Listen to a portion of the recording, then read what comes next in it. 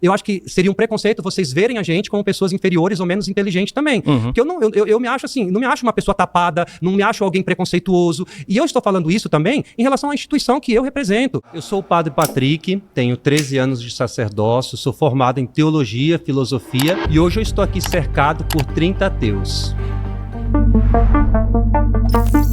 Esse padre tá aí porque ele ficou muito famoso. Não sei se você conhece o Instagram dele, ele ficou muito famoso porque lá no Instagram ele dá conselhos amorosos, ele é um personagem, né? Faz piadinha, ele é bem engraçado, meio excêntrico. É um padre que não parece padre, entendeu? Então ele ficou muito famoso, ele tá aí. Você não é o seu pai, você não é o seu avô. Houve pessoas naquela época que citaram aqui que fizeram o bem. Falaram de idade média, pega Francisco de Assis, um homem que foi luz neste mundo, pega referências assim, então sempre vai haver referências. O que pessoas que a igreja teve que se retratar como Galileu. A Galileu é muito mais no sentido político, pessoal, que está ali. Mas olha, por exemplo, você pega Nicolau Copérnico, era um clérigo que falou sobre o heliocentrismo, o Sol como centro do universo. Enfim, teve vários cientistas, a igreja sempre se colocou, mas é uma construção. Só que ali entra exatamente o que eu falei ainda agora, a questão de estrutura de governo. A igreja, ela tava... um papo para outra hora. No meu entendimento, esse tipo de formato, esse programa aqui, é entretenimento. Eu acho que só reforça os pontos dos dois lados, não tem diálogo. Eu vi esse padre falando depois no Instagram dele, o quanto a impressão que ele teve é que ele era uma pessoa odiada. Simplesmente que por ser padre, por ser cristão, ele é uma pessoa odiada. E é essa impressão que passa. 30 pessoas tentando regaçar uma pessoa só. Aquilo que da fé cristã está presente nas Sagradas Escrituras. Deixa eu terminar. Por exemplo, o nome do artigo do filósofo Steve Smith, onde ele menciona esse artigo de antropologia, é justamente The Common Consent Argument, tá? Pesquisem. Vou pesquisar. No Concílio de Latrão, no século XII, a Igreja Católica votou para fazer o casamento homossexual ser proibido, porque a Igreja Católica fazia o casamento homossexual até o século XII. O movimento político que conseguiu essa vitória no século XII, demorou 2 séculos para mudar, começou no século X. Eles faziam casamentos homossexuais e lésbicos. Tá? A Bíblia, no geral, ela não fala sobre homossexualismo porque era normal, era natural. A única coisa de referência a pessoas do mesmo sexo fazendo era sobre a pederastia, que é outro conceito, é diferente de ser homossexual, segundo a antropologia. Mas não tem nada a ver com Bíblia o que você está falando e tá tudo muito confuso, viu? Tem tudo a ver com Bíblia, amor. E primeiro eu gostaria de fazer uma correção. Você usou um termo que é pejorativo e preconceituoso, que é homossexualismo. A OMS tirou esse termo. Tá certo, eu sou bissexual, moço. Pois é, mas não, eu tô sendo preconceituosa. Não, você tá querendo distorcer. Você não está argumentando. Você não está argumentando o que eu estou dizendo. Você tá falando que não tem nada a ver com a Bíblia e tem tudo a ver. Mas Paulo defende os escravagistas. Paulo escrevendo a Timóteo, por exemplo, pede a Timóteo que acolha aquele que ele tinha conhecido ali na prisão como um filho. A igreja na página seguinte ele fala que tem que seguir o que o senhorinho diz e que se bateu tem que apanhar mesmo. O senhorinho vai estar sempre certo. Não, isso não está na Sagrada Escritura. Tá você pode Paulo. Ou se você deve ter compreendido de forma errada, né? O cristão hoje, que a gente tem carência de pessoas que sejam referência. As referências que a gente, referência de pessoas, de dignidade, de pessoa humana, de pessoas que valorizam a vida, que colocam o ser humano como centro, eu posso contar pro senhor, desculpa, eu vou terminar. E a gente percebe que hoje a gente está vivendo numa humanidade, padre, é uma coisa que não toca só a mim. É uma coisa que toca todos aqui.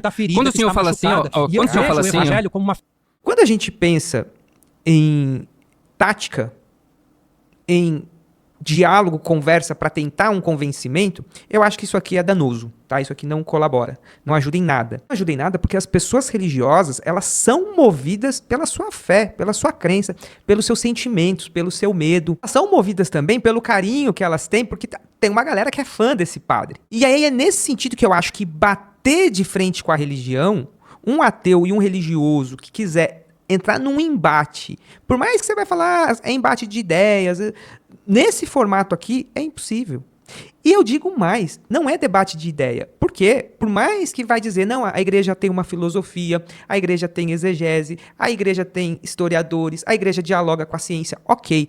Mas a base central da igreja, ela é uma base de fé. E o ateu não é movido por fé. Então, assim, o diálogo não cruza, a conversa não cruza. Por isso que, no meu entendimento, a melhor estratégia é um diálogo interreligioso naquilo que é ideologicamente compatível. E a gente precisa acusar a instituição, mostrar a história que está por trás da instituição, mostrar a política por trás da fé, mostrar os erros, as pessoas, mostrar a hipocrisia, sim. Mas acho que você tentar humilhar a crença e a fé da pessoa em si mesmo, você perde ponto. Por quê? Todos os católicos, cristãos que estão vendo esse padre, estão se pondo no lugar desse padre. Então, eu acho que é uma estratégia ruim, pensando a forma como o embate é feito. Eu digo mais, a forma como muitos ateus produzem seus conteúdos e produzem suas críticas, ridicularizando a fé, né? Sem entender o processo. Cara, um ateu hoje, pensando em como a mente humana funciona, como ela se relaciona na realidade,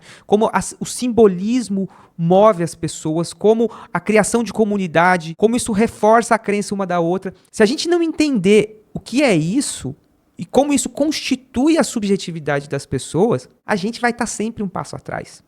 Eu sou ateu. Eu defendo que, ao invés de criticar a fé, ao invés de criticar a espiritualidade, a religiosidade, ao invés de a gente tentar destruir a religião, a gente deve apontar as incoerências, a gente deve mostrar toda a parte humana, a política, o poder, a hierarquia, o controle, as consequências, e a gente deve propor uma outra forma de visão, uma outra forma de espiritualidade, de simbolismos que não necessitem de uma fé e que seja possível dialogar com a fé das pessoas. Porque, galera, todo cristão que assistir um programa desse aqui vai achar que os ateus, que o interesse dos ateus é perseguir, é destruir, é humilhar, é debochar. E eu acho que já foi demonstrado historicamente também que perseguir religião, ou quando as pessoas acreditam que estão sendo perseguidas, isso fortalece ainda mais a fé, une ainda mais. Porque quando você tem um inimigo te perseguindo, você junta com os seus e você tem contra quem lutar. É nesse sentido que o Panta-Rei se posiciona, tá? A gente vai bater na hierarquia, na autoridade. Eu acho um absurdo o papel do padre, mas eu consigo enxergar o ser humano que está ali. Eu tive muitos amigos que se tornaram padres, que foram para o seminário. Eu consigo pensar e lembrar as conversas. Eu consigo entender o processo psicológico que a pessoa passa e o quanto a pessoa realmente acredita, o quanto ela é cheia de medos ali também, o quanto isso é complexo, tá, gente? Por mais que um papel, a figura de um sacerdote, de um líder religioso, para mim, que sou ateu, é algo deplorável, eu sei que a pessoa que está ali, ela já está funcionando num sistema na qual ela cresceu e elaborou toda a significação da sua própria existência naquilo. É algo muito profundo. Eu queria deixar essa reflexão. Eu acho que os ateus, os agnósticos, as pessoas que querem oferecer para os outros uma alternativa, precisa pensar em novas táticas de comunicação.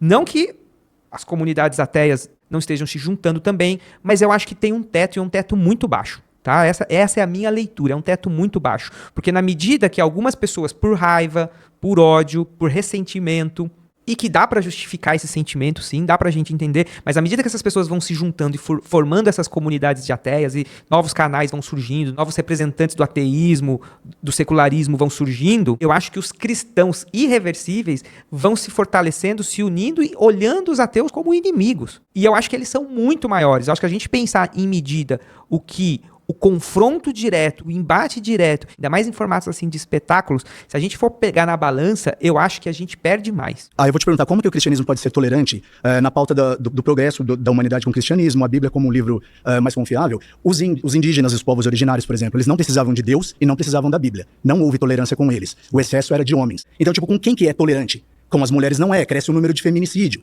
Então, eu concordo, nós dois interviriríamos numa mulher sendo espancada, o motivo não é o mesmo. O Christopher Hitchens ele vai dizer assim, que se você não consegue distinguir o bem do mal, o que te falta é caráter e não religião. Eu concordo com muitas coisas que você falou, de verdade, assim, eu concordo mesmo, né? E eu penso, assim, que a igreja, né, neste tempo, olha para mim, pelo tempo que a gente esteve aqui, esses 40, 50 minutos, você é psicólogo, e eu acho que você tem uma leitura comportamental das pessoas. Talvez você nunca me viu em algum vídeo, enfim, não interessa isso. Mas você me acha uma pessoa intolerante? Assim, a compreensão, se você fosse julgar. Eu acho que eu não fui intolerante em nenhum momento, assim, o próprio fato de eu estar aqui com vocês.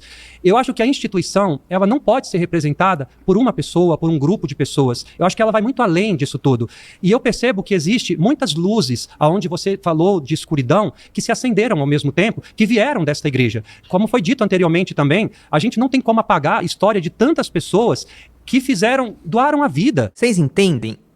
A contradição tá ali. Ou seja, a ideia, né? Eu sempre tenho esse embate com a minha mãe. A igreja é santa e pecadora. É santa porque é divina e pecadora porque é humana, é feita de homens. Então, assim, nada que a gente fale vai fazer efeito se individualmente as pessoas não tiverem movidas a refletir, a pensar e a buscar. Por quê? A base é a fé. E como a fé você não vai chegar nem para refutar, porque é fé, é crença. Não se trata de lógica. Vão falar, não, mas tem a filosofia, você pode chegar a Deus pela razão, Aristóteles, a causa primeira, né? Platão, o mundo sensível, intelectível, a alma que sempre viveu lá. Enfim, independente. Quando chega nesse ponto, você já tá na fé. Você já saiu do que é possível a gente calcular. Eu reforço, é um debate perdido. Quando você conversa com o padre, a base dele é a revelação. A base dele é a inspiração divina. A base dele é a fé. Não tem como. E a contradição ela é permitida. E por que ela é permitida? Porque os homens são pecadores. Esse é o conceito. Primeiro eu quero falar, eu não duvido, antes que venham depois, do Big Bang. Né?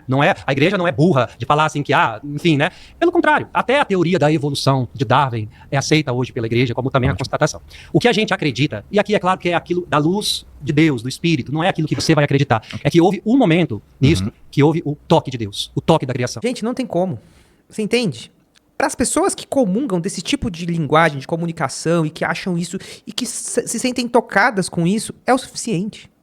Por isso que eu acho, assim... Não que não tenha que haver debates filosóficos, não que não tenha que haver uma conversa, né, e conseguir trazer as ideias, não que não tenha que apontar essas contradições, isso pode acontecer. Mas se você é ateu, é agnóstico, e se você quer fazer um trabalho de divulgação disso, se você quer chegar nas pessoas que são religiosas, fazer elas pensarem um pouquinho sobre isso, eu ainda acho que o melhor caminho é o debate ideológico. É por isso que eu prefiro um católico, um crente, que está alinhado comigo nas pautas concretas, políticas, sociais, numa visão de mundo econômica, do que a gente quer construir como mundo, do que um ateu que não se interessa por esse tema, por exemplo, que está querendo só provar que Deus não existe. Qual que é o resultado prático disso?